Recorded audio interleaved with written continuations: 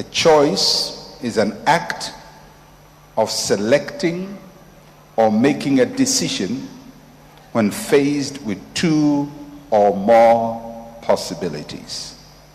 An act of selecting or making a decision when faced with two or more possibilities. In other words, you cannot make a choice if all you have is one choice. Three big choices you have to make in your life. Those were the first three choices Adam had to make. When God created Adam, he had to make three important choices. And I want to suggest to you that you have to make those choices too. There are three big choices everybody has to make in life. So we're going to run through the three top choices of your life. The first big choice you have to make is in Genesis chapter 2, verse 15 to 17. Genesis chapter 2, verse 15 to 17. Then the Lord God took the man and put him in the Garden of Eden to tend and keep it. And the Lord God commanded the man, saying, of every tree of the garden you may freely eat, but of the tree of the knowledge of good and evil you shall not eat. For in the day that you eat of it, you shall surely die. The first important choice everybody has to make is to choose what you feed on. To choose what you feed on. God created us in his image, but you have to choose what you feed on. Adam was given the option to determine what he was going to feed on, either from the tree of life, that is to feed on life, or to feed on good and evil. Now, when the Bible talks about feeding here, it's not just food for the body, but feeding here is what you allow into your system. You have to choose what you allow into your system. You have to choose the words you allow into your system. You have to choose what you hear. You have to choose what you read. You have to choose the words that you come into contact with. If you feed yourself a diet of hatred, you will be hateful. If you feed yourself a diet of fear, you will be fearful. If you feed yourself a diet of lust, you will be lustful. If you feed yourself a diet of love, you will be loving. If you feed yourself a diet of faith, you will have faith. If you feed yourself a diet of holiness, you will be holy. So you have to choose what you feed on. Nothing will be forced into your system. The second big choice he had to make is how to call the things that come his way. You have to choose what you eat. You have to choose what you're going to call the things that come your way. Genesis chapter 2 verse 19. Out of the ground the Lord God formed every beast of the field and every bird of the air, and brought them to Adam to see what he would call them. And whatever Adam called each living creature, that was its name. Adam did not create the conditions. He didn't create any animal. He's just there minding his business, and God parades these animals in front of him, and he says, you name them. Elephant, that's the name. If you call this one antelope, that's the name. Whatever name you give it, that's what it will be to you.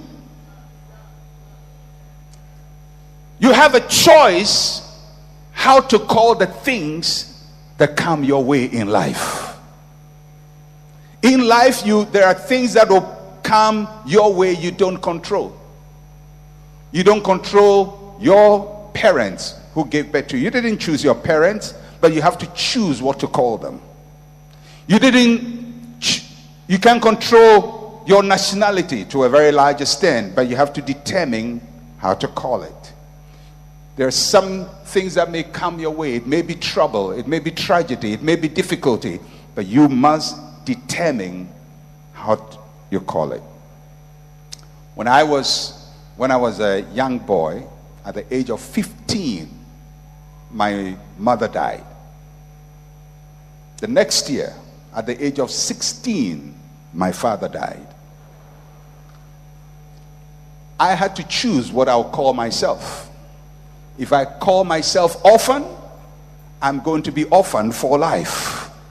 If I call myself a man after God's heart, I'm going to pursue the heart of God for the rest of my life.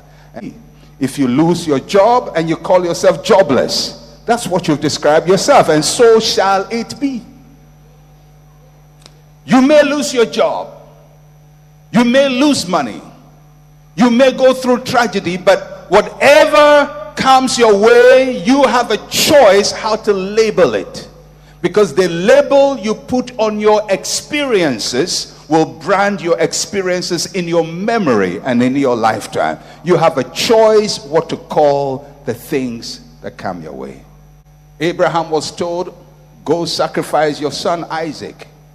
He decided to relabel that instruction.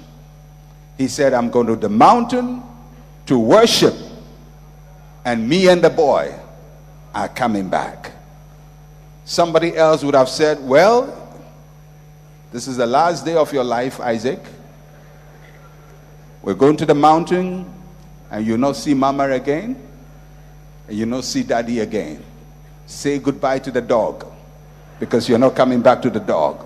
But he said, we're going and we're coming back. Somebody say, I have a choice.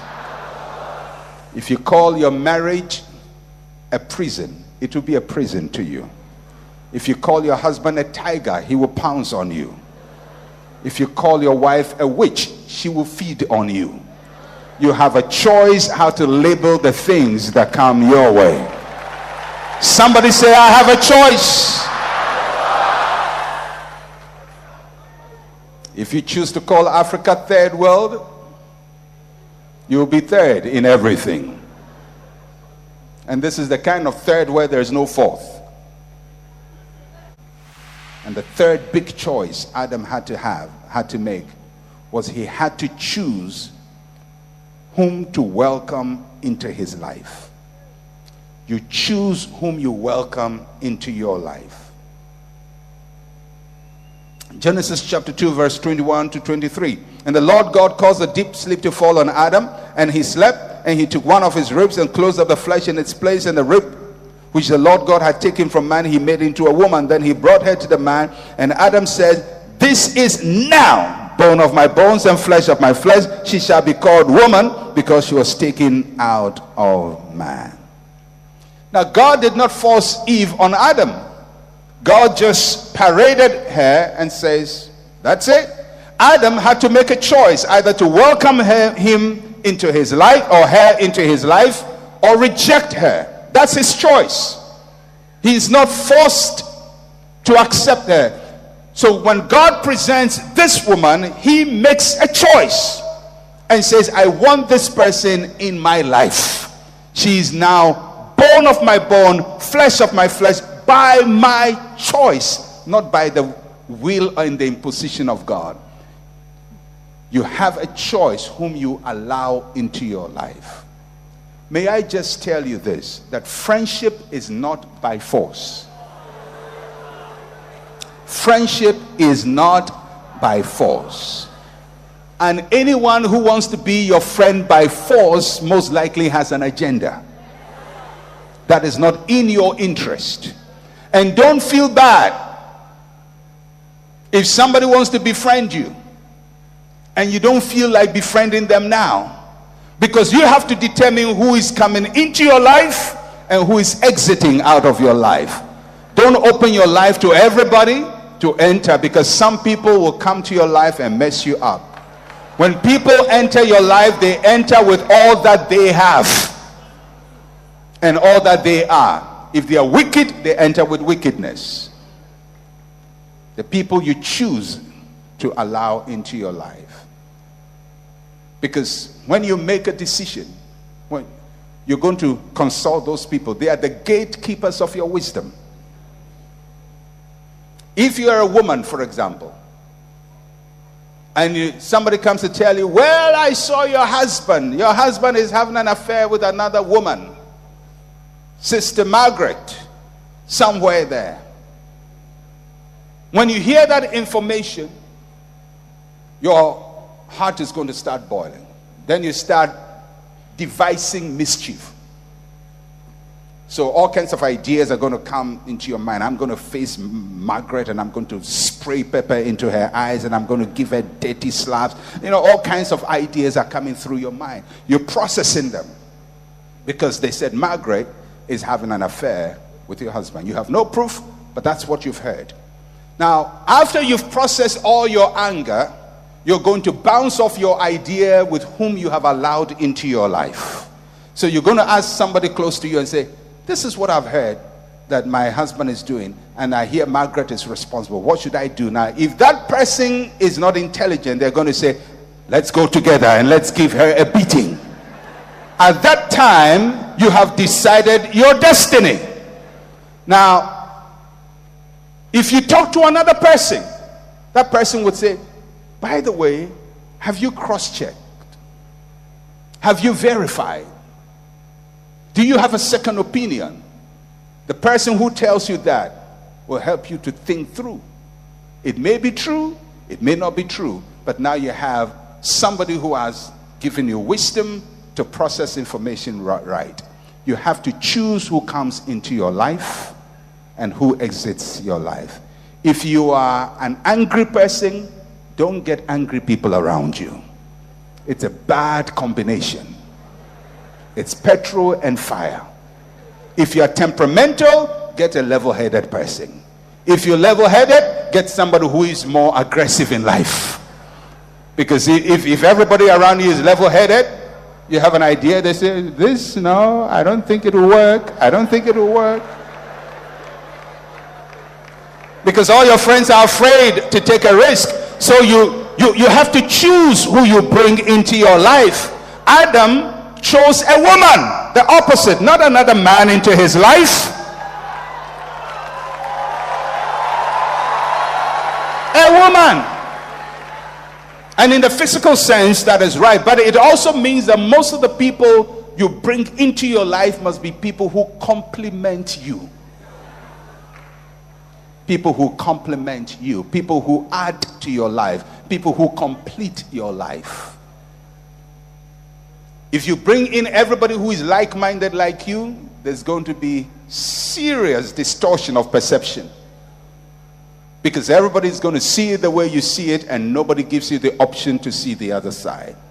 You have to choose whom you bring into your life. Whom you bring into your life. You have to choose what you feed on. One of the things I have noticed is people normally don't choose what they feed on. Sometimes you ask people, why do you go to a particular church? They say, but it's close to me.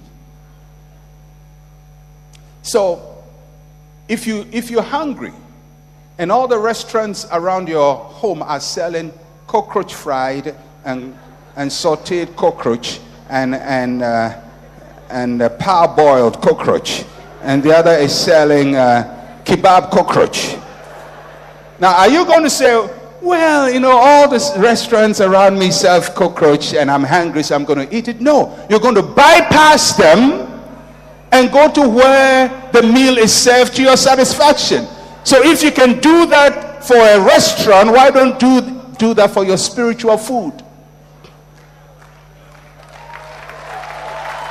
Why don't you do that? So if this is where you get fed, if you move away from here 50 miles, you drive back here because this is where you get fed. You have to choose where you feed. Not based on proximity, but based on your dietary needs. Based on your future aspirations. If you find a church where you are fed, you stay there. You don't allow proximity to determine. You have to choose how you label the things that come your way. Life is going to throw you some tough situations, but you have to label each one of them. And you have to choose who comes into your life. Nobody's going to force themselves into your life. No friendship is, but he is. My best friend when I was 12 is not my best friend now. I haven't spoken to him for 30 years. My best friend when my 20s is not my best friend now. Because sometimes you outgrow friends. You outgrow them.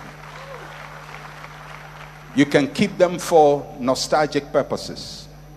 Once in a while, you remember that, you remember that, you remember, and that's all your conversation is. All you remember, you remember, you remember. Any conversation that has too much you remember is not productive.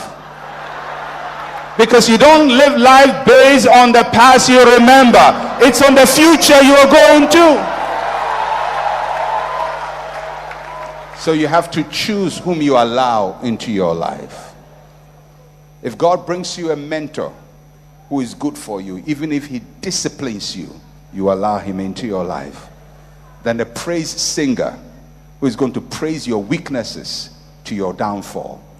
Choose the people you allow into your life. These are the three big choices Adam had to make. And these are the three big choices you've got to make in your life if you're going to be successful. Let's get up on our feet. Subscribe to our channel by clicking the subscribe button. Click the bell button and enjoy the latest uploads from our channel.